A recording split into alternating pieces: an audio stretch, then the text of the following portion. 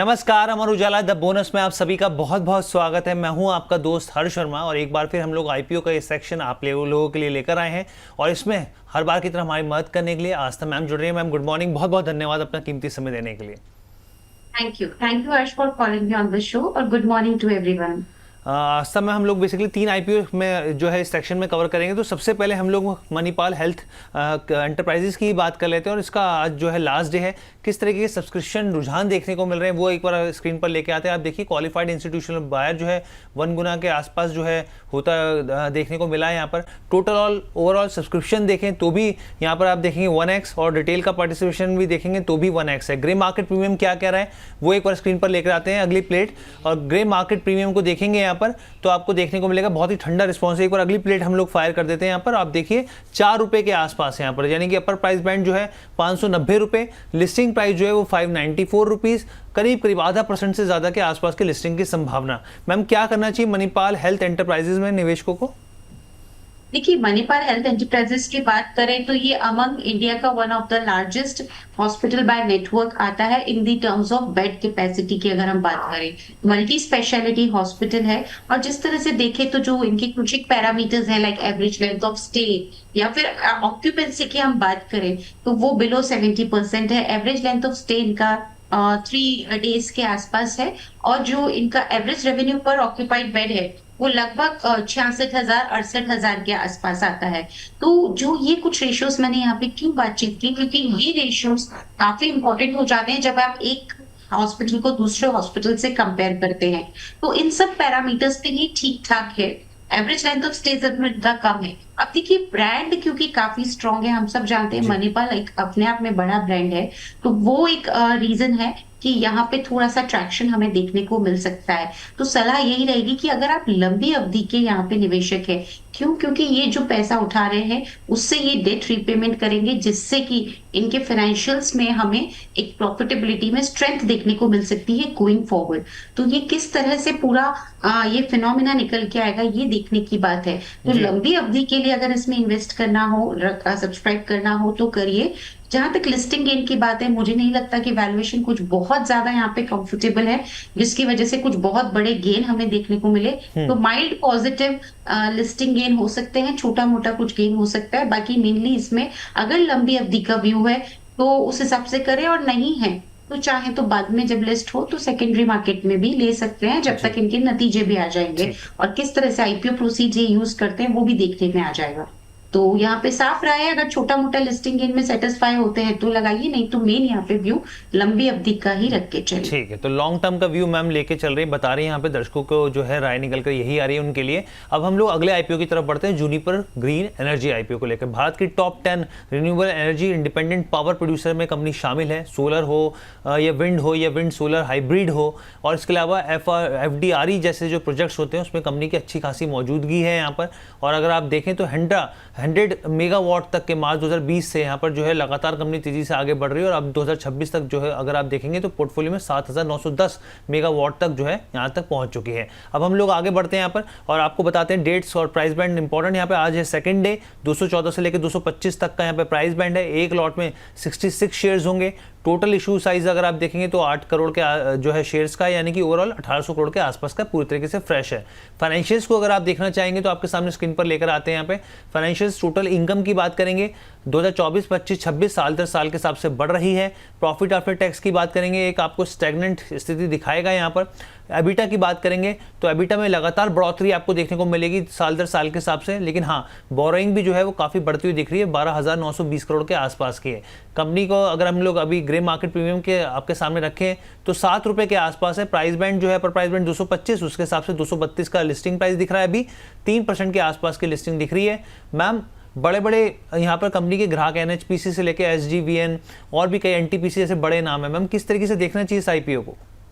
देखिए, company basically solar power project develop करती है, विंड पावर प्रोजेक्ट डेवलप करती है, रिन्यूएबल जिसे हम हाइब्रिड रिन्यूएबल प्रोजेक्ट्स बोलते हैं वो सब डेवलप करती है। अब देखा जाए तो इस कंपनी की जो सबसे बड़ी बात है कि जो इनका रिन्यूएबल कैपेसिटी का जो पाइपलाइन है वो बेहद बेहद मजबूत है।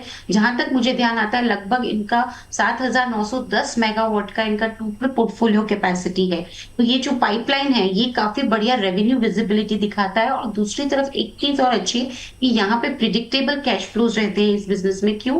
क्योंकि ज्यादातर इनके जो कॉन्ट्रैक्ट्स होते हैं ये long term PPA purchase power agreement के तहत इनके 98% ऑफ कैपेसिटी तो पूरी बैक होती है लॉन्ग टर्म पीपीए से। तो वहां पे आपका रेवेन्यू विजिबिलिटी में एक सर्टेनिटी आती है, क्योंकि कस्टमर भी सारे आपके स्टेट इलेक्ट्रिसिटी डिस्ट्रीब्यूशन कंपनीज हो या फिर गवर्नमेंट बैक्ड जो एंटिटीज होती है वो सब आपके यहाँ पे क्लाइंट्स होते हैं। तो मुझे ऐसा लगता है कि एक रिन्यूएबल एनर्जी स्पेस को हमें प्ले करना है तो उसमें से एक ये कैंडिडेट हो सकता है। दूसरी तरफ लॉन्ग टर्म कॉन्ट्रैक्ट्स इनके ऑलरेडी साइन रहते हैं तो उससे काफी बढ़िया रेवेन्यू विजिबिलिटी रहती है, रिस्क कम हो जाती है।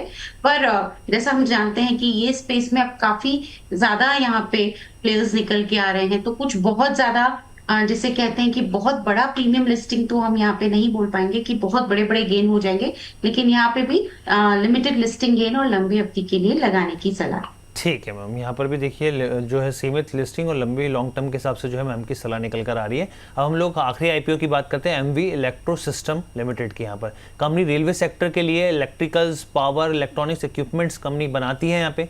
और आप देखिए अगर इसके प्रमुख प्रोडक्ट्स की बात करेंगे तो स्विच गियर हो गए, पैनल्स हो गए, केबल प्रोटेक्शन सिस्टम्स हो गए, इलेक्ट्रिकल सब सिस्टम्स हो गए, उसकी डिजाइनिंग से लेकर मैन्युफैक्चरिंग, टेस्टिंग और कमीशनिंग कंपनी करती है। स्क्रीन पर लेकर आते हैं आपके सामने डाटा। प्राइस बैंड 400 से लेकर 425 के भाव पर है। यहाँ पे एक लॉट में 34 शेयर्स होंगे। टोटल इशू साइज अगर आप देखेंगे तो 290 करोड़ के आसपास का, जिसमें करीब 68 लाख से ज़्यादा शेयर होंगे। पूरी तरीके से फ्रेश इशू है यहाँ पर। अगर हम लोग आगे बढ़ेंगे यहाँ पर अगर आप देखेंगे तो इनके फाइनेंशियल्स को तो 51 करोड़, 65 करोड़, फिर 50 करोड़, थोड़ा सा अप एंड डाउन आपको देखने को मिलेगा यहाँ पे। अगर आप कमाई की बात करेंगे, प्रॉफिट आफ्टर टैक्स देखेंगे आप 2026 में तो कंपनी देखिए लॉस मेकिंग हुई, प्रॉफिटेबिलिटी में साफ तौर पे एक कंसर्न दिख रहा है। एबिटा की भी लगभग यही स्थिति है यहाँ पे। बोरिंग जो है वो 50 करोड़ के आसपास कमाई के हिसाब से आप देखिए उतनी ही बढ़ती हुई दिख रही है यहाँ पे। अब अगर ग्रे मार्केट प्रीमियम की बात करें तो ग्रे मार्केट प्रीमियम में ज़बरदस्त उछाल है। 133 रुपये के आसपास जो है दिख रहा है। 425 का अपर प्राइस बैंड के हिसाब से 558 पर लिस्टिंग की संभावना दिख रही है। 31% से ज़्यादा का अपसाइड दिख रहा है। मैम एक तरफ इनकी ऑर्डर बुक है जो काफ़ी बेहतर स्थिति दिखाती है मैम, ऊपर से ग्रे मार्केट जो प्रीमियम है, हालांकि आप उसको फॉलो नहीं करते मैम। फाइनेंशियल्स को भी देखें तो प्रॉफिटेबिलिटी पे एक दिखता है जो चीज़ें हैं यहाँ पे, उसके हिसाब से मैम क्या सलाह रहेगी आपकी? देखिए इनका ये थोड़ा सा कॉम्प्लेक्स है, इसका बिजनेस मॉडल समझना जरूरी है, क्योंकि इसमें अगर प्राइमा फेसी आईपीओ को देखेंगे और सिंपल फाइनेंशियल परफॉर्मेंस पे इसको एनालाइज करेंगे तो इतना अच्छा नहीं लगेगा, क्योंकि फाइनेंशियल परफॉर्मेंस में देखा जाए तो लॉसेस है।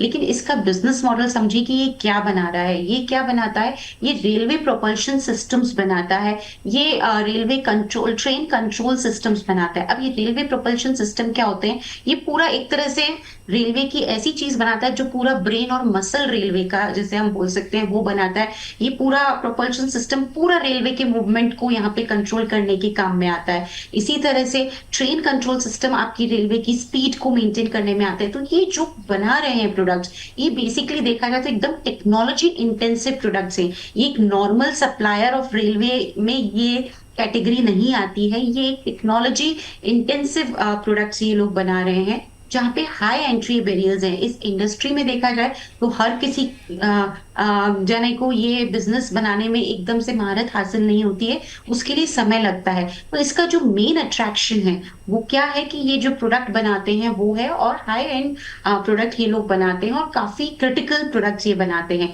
दूसरी तरफ देखें तो इनकी रेलवे ऑर्डर पाइपलाइन काफी ज्यादा स्ट्रॉन्ग है। ऑल्दो हम मानते हैं पास्ट फाइनेंशियल परफॉर्मेंस इतनी अट्रैक्टिव नहीं है, लेकिन ग्रोथ इस कंपनी में लगती है, क्योंकि हम ये जानते हैं कि इंडिया आगे अगर ग्रो करेगा तो इंडिया में हाई स्पीड रेलवेज, लोकोमोटिव्स की डिमांड लगातार बढ़ती जाएगी, और उसमें इनके प्रोडक्ट्स बिल्कुल जो ये काम करते हैं उसकी डिमांड रहेगी। और वो इस बात से दर्शाती कि इनकी जो ऑर्डर बुक है वो स्ट्रॉन्ग है, ऑर्डर पाइपलाइन इनकी काफी बढ़िया है। इसी वजह से मुझे लगता है कि इसमें सब्सक्राइब करना चाहिए। थोड़ा-सा हाई रिस्क कैंडिडेट हो सकता है क्योंकि फाइनेंशियल्स अभी भी इतनी मजबूती में नहीं है। बट अगर आप रिस्क ले सकते हैं तो बिल्कुल इसमें सब्सक्राइब करिए।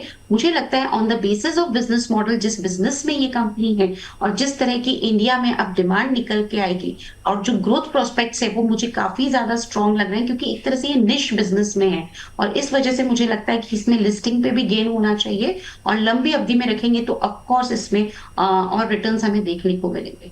अच्छा मैम, एक चीज़ बता दीजिए बस शॉर्ट में मैं आपसे जानना चाहूँगा, क्योंकि अभी 30 से 31% की लिस्टिंग गेन की संभावना दिख रही है एमवी के अंदर, तो मैम चेस तो नहीं करना होगा अगर जिनके नहीं निकलेंगे यहाँ पर, तो अगर आप कह रहे हैं लॉन्ग टर्म के हिसाब से तो? देखिए, इसमें इश्यू साइज़ छोटा है, 290 करोड़ का इश्यू साइज़ है, तो थोड़ा उसका भी फ़र्क पड़ जाता है। लेकिन मेरे हिसाब से लिस्टिंग के दिन इसमें अगर बढ़िया प्रीमियम लिस्टिंग हो जाती है, जिसकी हम उम्मीद भी कर रहे हैं, तो उस दिन तो कम से कम चेज़ ना करें और उसके बाद फिर इसमें लेटर ऑन सेटल होने के बाद ही इसमें कोई अपना एक इन्वेस्टमेंट लेने की कोशिश करें, अगर अलॉटमेंट नहीं लगते। ठीक है, thank you so much ma'am, बहुत बहुत थैंक धन्यवाद यू। आस्था मैम, आपने इतने शॉर्ट नोटिस में हम लोगों को यहाँ पर आए और तमाम दर्शकों को बेहतरीन जानकारी दी ma'am, thank you so much, बहुत बहुत धन्यवाद। धन्यवाद आपका। तो ये ओवरऑल जानकारी थी आपको इस आईपीओ को लेकर, तमाम जो 3 आईपीओ थे उसके ऊपर जानकारी देने के लिए। तो फिलहाल के लिए मुझे इजाज़त दीजिए, बहुत बहुत धन्यवाद।